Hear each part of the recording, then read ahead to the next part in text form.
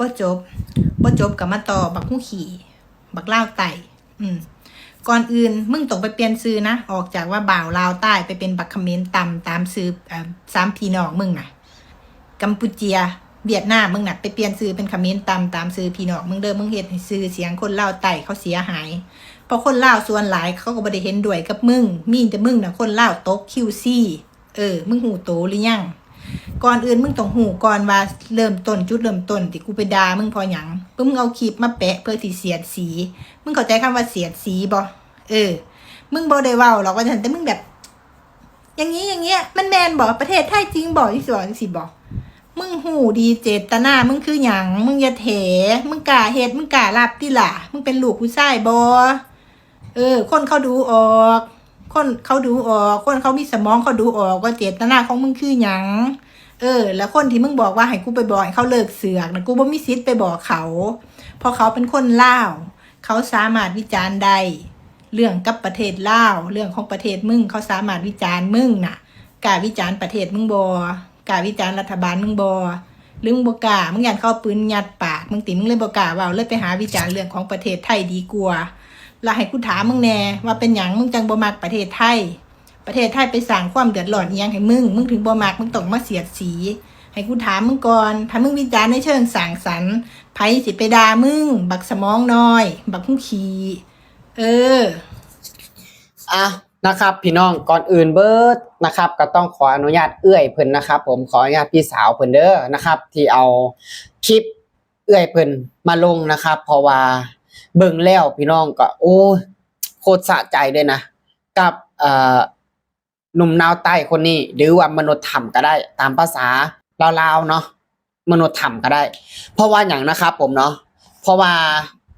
หนุ่มลาวคนนี้นะครับที่ว่าตั้งชื่อตัวเองว่าเป็นบ่าวลาวใต้นะครับ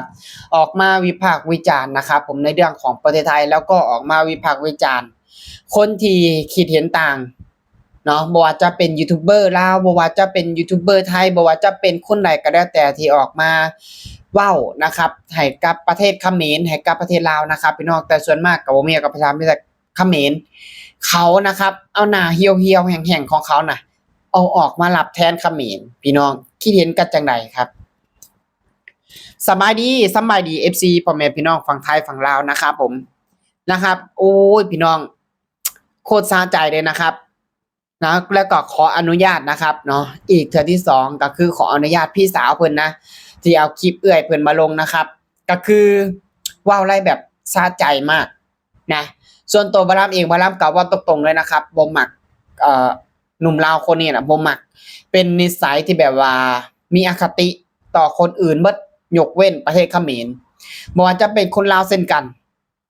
คนลาวด้วยกันนะคนลาวด้วยกันเขาก็มีอคติคนใดที่คิดเห็นต่างเขาก็จะออกมาเว้านี่แหละมโนธรรมบ่มือหูมือตาบ่เบิ่งหยังนะครับอยู่แต่ในธรรมจ้องแต่จะจิกจะตอดนะคนที่คิดเห็นต่างคนที่เว้าให้กับเขมรเพราะว่าหยังนะครับเพราะว่าเขมรนะก็เป็นอาจจะเป็นเสื้อสายนะเขาอาจจะเป็นเสื้อสายของเขมรนะเท่าที่บารามเบิ่งเท่าที่บารามสังเกตนะครับเพราะว่าหยังเป็นผู้ใดก็แล้วแต่นะครับที่ออกมาว่ากับเขมรเขาก็สิเอาหน้าดำๆของเขาน่ะเอาออกมารับแทนเขมรนะและก่อนหน้านี้เขาออกมาว่าออกมาวิพากษ์วิจารณ์ประเทศไทยเกี่ยวกับประเทศไทยแบบเลือกนายกหลายอย่างต่างๆนานานะครับที่เขาว่าตกมาปัจจุบันนี้คลิปกลุ่มนั้นนะครับเขาไปไล่ลบออกจนหมดนะครับไปไล่ลบออกแล้วและวันนี้เขาไปสะบัดน้ำออกจากตัวว่าตัวเองนี่เป็นคนสะอาดทุกคนทั้งที่เมื่อก่อนก็เปื้อนตมมาเบิ่งไปเกือกตมเบิ่งไปวิพากษ์วิจารณ์คนอื่นทั้งที่ประเทศตัวเองก็ยังบ่ได้ดีนะอันนี้บ่ล้ำกะบ่ได้มาบูลลีประเทศตัวเองเนาะก็คือเท่าที่เห็นเนาะก็คือที่พี่สาวคนไทยเพิ่นบอกว่านะบ่ต้องมาวิพากษ์วิจารณ์ประเทศคนอื่นก็คือประเทศไทยเนาะไปวิพากษ์วิจารณ์ประเทศตัวเองวิพากษ์วิจารณ์รัฐบาลตัวเองคืออันเนี้ยนะครับมันบ่กล้าดอกนะครับมันบ่กล้าดอกมันก็เก่งได้แค่กับคนอยู่ต่างประเทศนะครับแต่ว่าอยู่ในประเทศลาวเองมันก็บ่กล้าดอกนะครับเพราะว่ามันก็ย้านเพราะว่าฮู้กันอยู่นะหรือว่าออกไปวิพากษ์วิจารณ์พุ่นอิหยังเวียดนามพุ่นน่ะจีนพุ่นน่ะบ่เห็นว่าสิเว้าคนจีนทุกวันเนี่ยเขามาแบบข่มเหงนะ กดขี่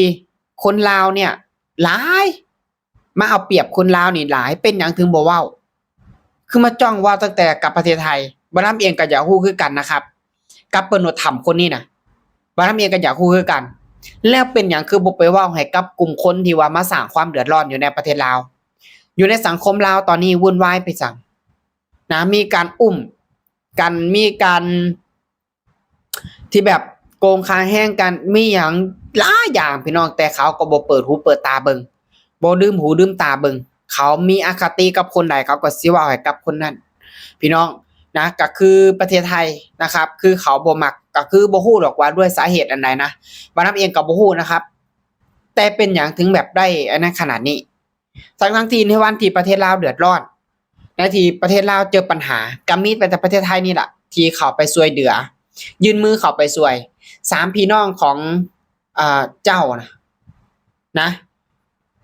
อยู่ไสคือบ่เห็นยื่นมือเข้ามาช่วยเหลือมีแต่มาเอาเปรียบมีแต่มาโกงซ้ำก็คือเวียดนามจีนเห็นบ่มีแต่มาเอาเปรียบมีแต่มาเอาของคนลาวไปซ้ำเขมรเด้มันประกาศบอกว่ามันเป็นพี่น้องกับตัวเองน่ะกับคนลาวน่ะคือเมื่อตอนปี2017-18เขมรก็เคยดุดานประเทศลาวคือกันอยากได้ที่ดินของประเทศลาวหรือว่าลืมแล้วบ่หรือว่ายังบ่ลืมหรือว่าเฮ็ดตีดื่มเอาเพื่อไปปกปิดนะ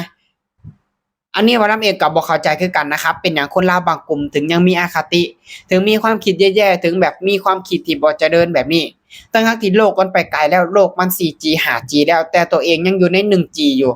แบบนี้มันสิไปทันบ้านทันเมืองเขาบ่ถ้ามีคนลาวนะมีแบบนี้สัก100คนนี่ปาดโตประเทศลาวนี่สิไปไร้ซ่าเลยล่ะนะสิก้าวหน้าไร้ซ่าแฮงพี่น้องคิดเห็นกันจังได๋เกี่ยวกับมนุษยธรรมที่ทุกคลิปนะครับทุกคลิปที่ว่าเขาออกมาเว้าเขาก็ต้องตอบโต้นะตอบโต้บ่ว่าจะเป็นคนลาวบ่ว่าจะเป็นคนไทยนะเขาออกมาตอบโต้กันทั้งนั้นแหละบ่ว่าจะเว้าให้ประเทศลาวบ่ว่าจะเว้าให้กับประเทศเขมรคือถ้าเว้าให้กับประเทศลาวบ่ลำกะบ่ว่าดอกเพราะว่าหยังนะครับปกป้องประเทศตัวเองปกป้องชาติรักชาติแต่กับเขมรนี่ติที่บ่ลำงงทั้งที่บ่แม่นประเทศตัวเองทั้งที่บ่แม่นคนตัวเองก็ไปปกป้องเขาเอาหน้าเหี่ยวๆดำๆของตัวเองน่ะมาหับแทนเขมรทุกคนออกมาปกป้องเขมรนะโอ้โหบ่ลำเห็นแล้วบ่ลำก็โคตรสงสารนะโคตรสงสารมนุษย์ถ้ำคนนี้เลยคือใหญ่ย้อนกินข้าวเฒ่าย้อนหลายปีซื่อๆบ่มีความคิดบ่มีปัญญาสร้างสรรค์บ่มีหยังเลยทุกคนมีแต่แบบเฒ่าไปด้าๆเฒ่าไปบ่มีจรรยาบรรณเฒ่าไปบ่มีความคิดนี่แหละทุกคนคือเพิ่นบอกว่าเฒ่าแล้วเฒ่าเลยนะความคิดบ่เปลี่ยนความคิดก็บ่ไปใส่นี่ล่ะพี่น้องเนาะพี่น้องฟังแล้วเห็นกันจังไดนะครับก็สามารถคอมเมนต์กันเข้ามาได้เนาะสำหรับคลิปนี้นะครับบ่าวลำก็จะขอฝากก็เพียงแค่นี้เนาะขอขอบคุณครับผม